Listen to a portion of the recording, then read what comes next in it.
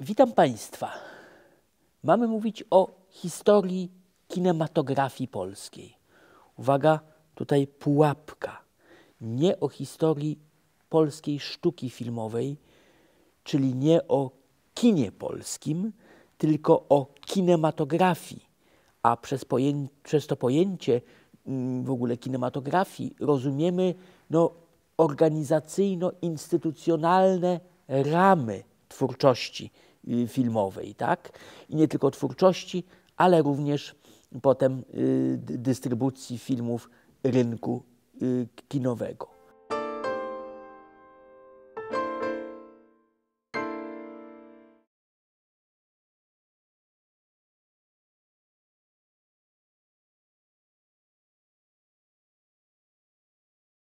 Przede wszystkim trzeba zacząć od tego, że do 1918 roku jest problematyczne, czy my możemy mówić o kinematografii polskiej, czy raczej o kinematografii na ziemiach polskich, bo przecież jeszcze nie mieliśmy wtedy niepodległego kraju. Otóż wydaje mi się, że możemy mówić jednak o kinematografii polskiej, bo aczkolwiek w trzech różnych zaborach istniały różne stosunki gospodarcze, co oczywiście odbijało się na tym, że w jednym tak wyglądała produkcja filmowa, w drugim inaczej, w trzecim jeszcze inaczej, to jednak w tych trzech zaborach w tamtym czasie, w którym nie mieliśmy swojej państwowości, powstawały filmy mówione w języku polskim. Jakąż ważną rolę odegrały właśnie w umacnianiu tej polskości w społeczeństwie, niezależnie od swojej artystycznej, większej czy mniejszej wartości. Tak? To jest jedna rzecz. Druga rzecz, że jeszcze przed odzyskaniem niepodległości ekranizowaliśmy polską literaturę. Dzieje grzechu, to pierwszy przykład, potem między innymi Sędziów Wyspiańskiego, wiele innych znanych czy mniej znanych polskich książek.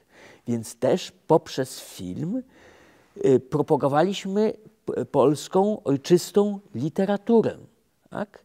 I zwłaszcza było to istotne, dlatego że co tu kryć, spora część polskiego społeczeństwa była niestety obciążona analfabetyzmem, więc do tych książek by nigdy nie sięgnęła. Oczywiście, że te ekranizacje w dużej części były bardzo uproszczone, można nawet powiedzieć prymitywne, niedoskonałe, ale jednak w jakimś tam mierze widz obcował poprzez film z tym pierwowzorem literackim, z tym ojczystym pierwowzorem literackim. Więc to było szalenie ważne.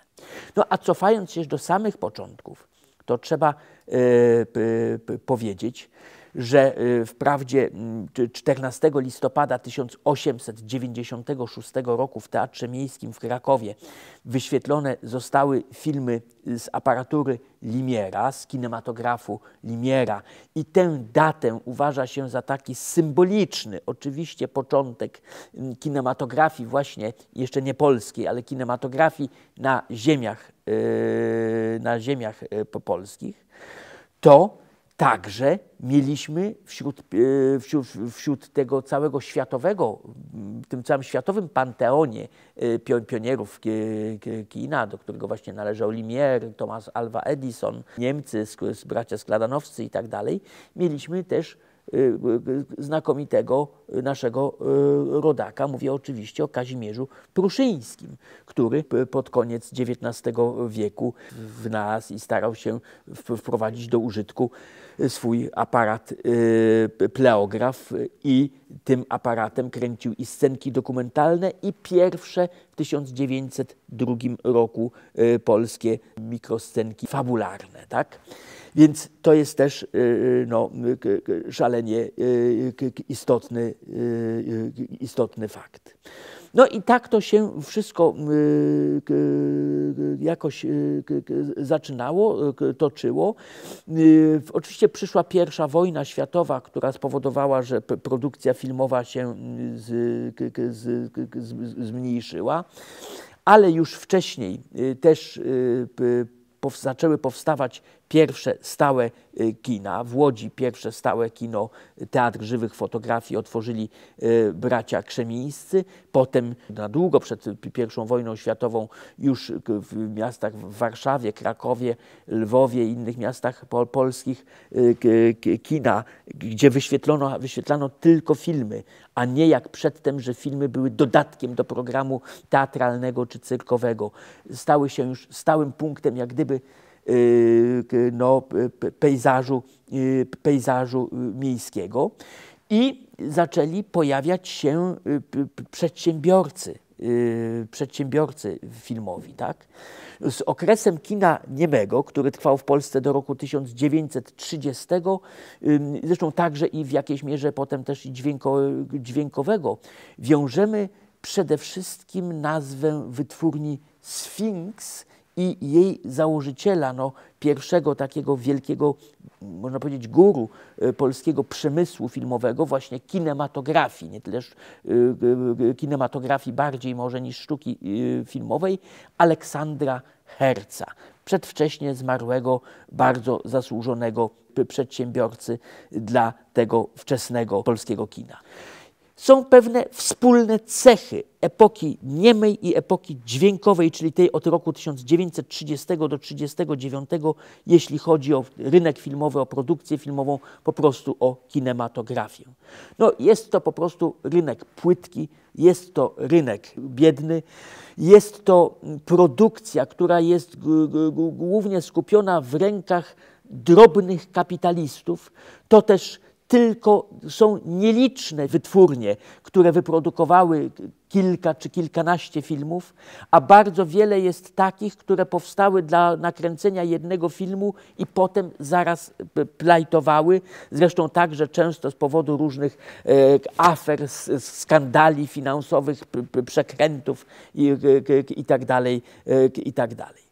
Ale z drugiej strony jest polski film stale uprzywilejowany, jeśli chodzi o kwestie fiskalne i kwestie podatkowe.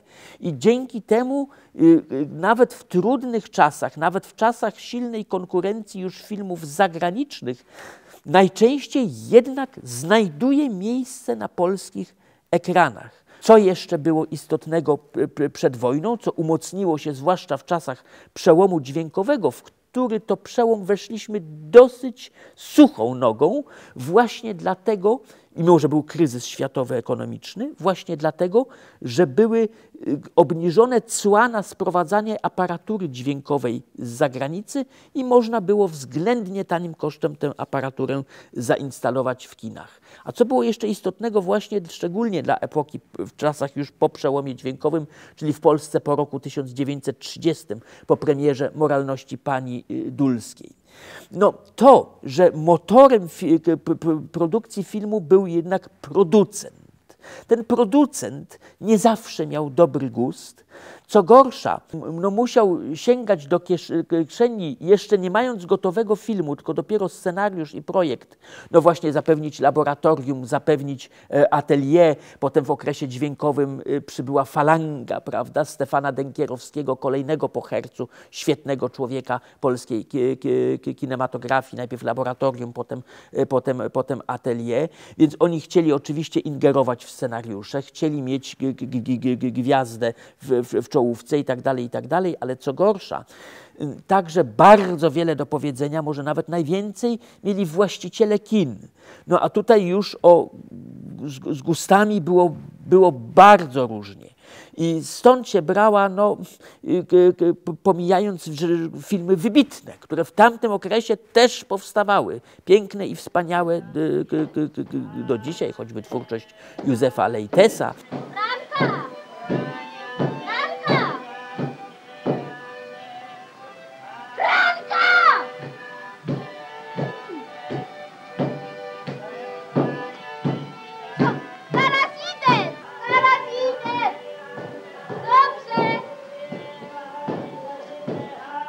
Było wiele filmów takich miałkich, prościutkich, głupiutkich i tak dalej, właśnie dlatego, że kierowano się głównie tym, czego wymagali właściciele kin, trochę pogardliwie nazywani, zresztą do dnia dzisiejszego ta nazwa pokutuje, kiniarzami, a ci z kolei jakby kierowali się taką tym przeciętnym gustem publiczności, prawda? Niekoniecznie tą publicznością z elit inteligenckich czy intelektualnych.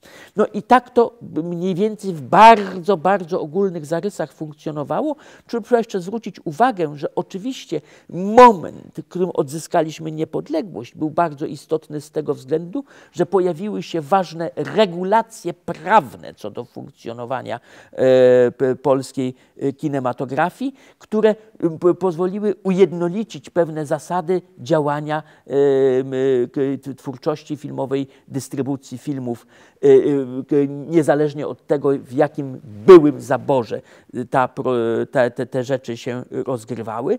No i miały też wpływ na to, tak jak i do dzisiaj zresztą, uwarunkowania międzynarodowe. Mianowicie w 1909 roku odbył się słynny kongres kinematografii w Paryżu, na którym właśnie ustanowiono to, że już się nie kupuje bezpośrednio filmów, tylko kupuje się prawa autorskie do dystrybucji filmów i że już nie można robić z filmami, co się chce, przemontowywać ich jak się chce i tak dalej, co było zmorą właśnie tego poprzedniego okresu. Wtedy też unormowały się pewne standardy techniczne wyświetlania filmów. Więc jest bardzo ważne w ogóle, że tą kinematografię w tamtym okresie mieliśmy, bo i niestety, jeśli chodzi o kino nieme, to teraz odnajdują się filmy i to jest wspaniale, są restaurowane, ale to jest ciągle jeszcze na poziomie jakichś 10% całej produkcji. Cała reszta została spalona, bo taśmy były łatwopalne, przeszły przecież 2 wojny światowe i tak dalej, i tak dalej. I za to znacznie więcej, około 75% mamy z kina dźwiękowego przedwojennego. Gdybyśmy tego nie mieli, pomyślmy, to nie wiedzielibyśmy, jak grała Elżbieta Barszczewska. Ojej, jakie ty masz pokrute paluszki. A wiesz, Marysiu, już niedługo ręce twojej matki będą mogły odpocząć. Rosówna, Kazimierz Junosza-Stępowski, Jacek Woszczerowicz. Stań się niczym, a będziesz szczęśliwy. My darling. Przecież wtedy nie było telewizji, kronika filmowa niby była, ale bardzo rzadko zaglądała na spektakle teatralne. Pamiętajmy, że te stare taśmy, czasami niedobre filmy są fantastycznym świadectwem jednak polskiej też kultury narodowej i jej dziedzictwa. Po wojnie, po II wojnie światowej, która jest tematem jakby zupełnie inne opowiadanie, wektory się zupełnie odwróciły. Kinematografia z prywatnej, chałupniczej stała się kinematografią państwową, także z przyczyn ideologicznych. Mianowicie to teraz nie widownia miała dyktować gusta, dyktować tematy, dyktować w ogóle, jakby można powiedzieć, scenariusze filmowcom, tylko to filmowcy mieli pod dyktando czy czynników odgórnych, partyjnych, kształtować świadomość nowego powojennego widza. Trwała długa dyskusja, jak to zrobić. Ostatecznie zdecydowano się na wielkie, scentralizowane przedsiębiorstwo państwowe Film Polski, które zostało utworzone dekretem z 13 stycznia 1945 roku. No i wiemy, zaczęły powstawać pierwsze polskie filmy, zakazane piosenki. Pokrojone na krzyż, czemu ty, żandarmie, krzywo na mnie patrzysz? Skarb i tak dalej, które, warto to podkreślić, cieszyły się w zgłodniałej polskiego kina po wojnie publiczności gigantycznym powodzeniem. Zostaw, ludzie patrzą. Gdzie? Tu, w kinie. A, No ale nastały czasy bardzo złe. Zjazd w Wiśle w 1949 roku, który narzucił filmowcom reguły socrealizmu i zniszczył wiele wcześniejszych, cennych polskich filmów z Robinsonem Warszawskim, Jerzego Zarzyckiego, między innymi na czele. I powstał Centralny Urząd Kinematografii, czyli taka ideologiczno-organizacyjna czapka nad kinematografią, która na kilka lat ją właściwie zniewoliła. I dopiero musiały nastąpić znowu zmiany polityczne, czyli musiał przyjść rok 1956, by odrodziła się już wcześniejsza i wcześniej już eksperymentalnie w roku 1948 roku wprowadzona idea zespołów filmowych i kinematografii reżyserskiej, gdzie właśnie powstały zespoły filmowe, między innymi wtedy powstał ten słynny zespół Kadr.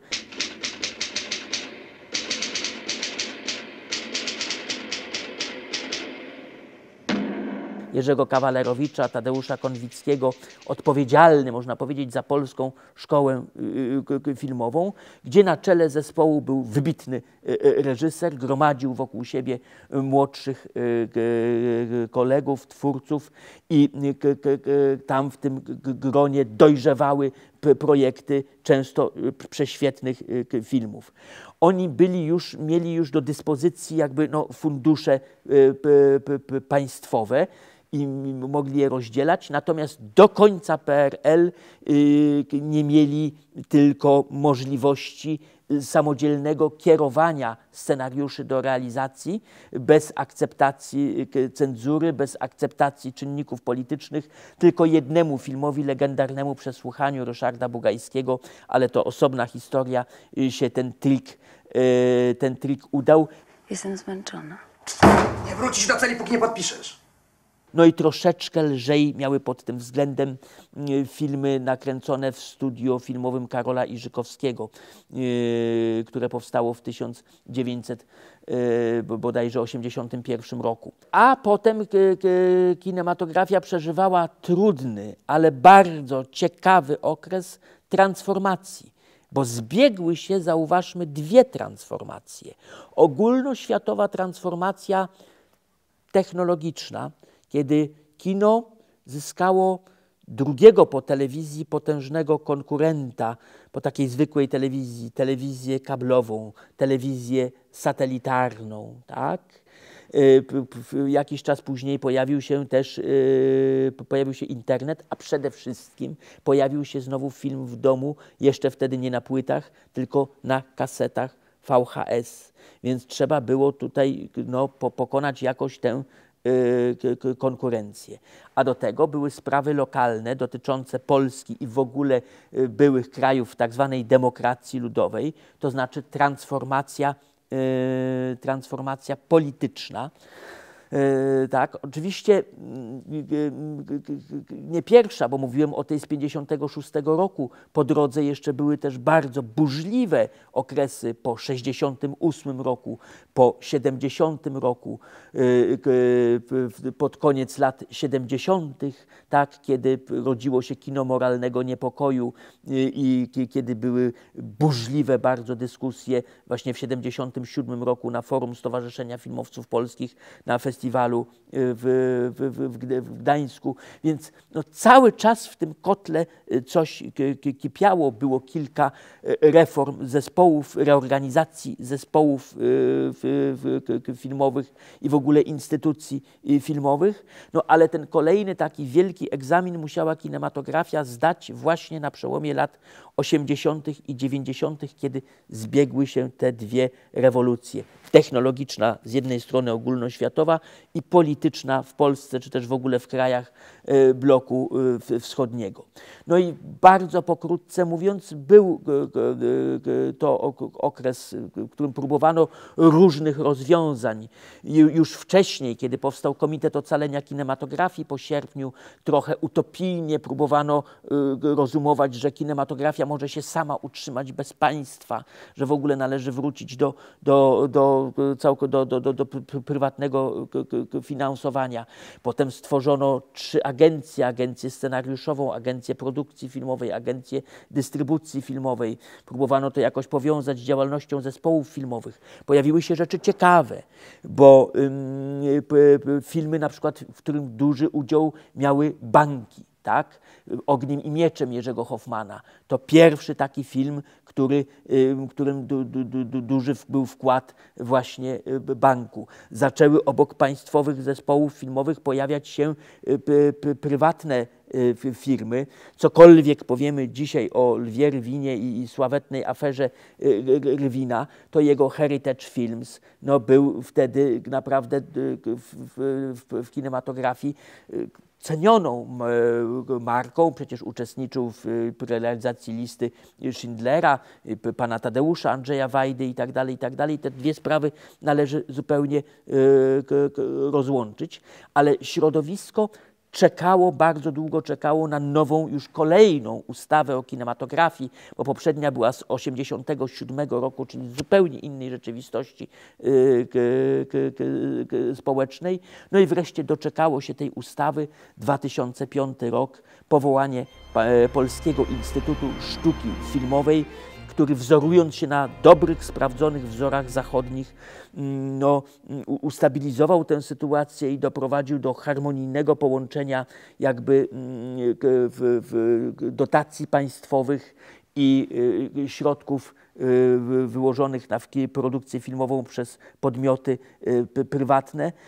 I wydaje się, że pomijając chwilowe czasy ogólnego jakby kryzysu gospodarczego na całym świecie, kino polskie znalazło teraz jakąś swoją taką, właściwie kinematografia polska, można powiedzieć, znalazła swoje wreszcie takie ustabilizowane ramy i w tych ramach, miejmy nadzieję, będzie jeszcze długo i dobrze działać i tak jak to się dzieje w ostatnich latach, dostarczać publiczności polskiej i światowej no, znakomitych, świetnych, ciekawych filmów.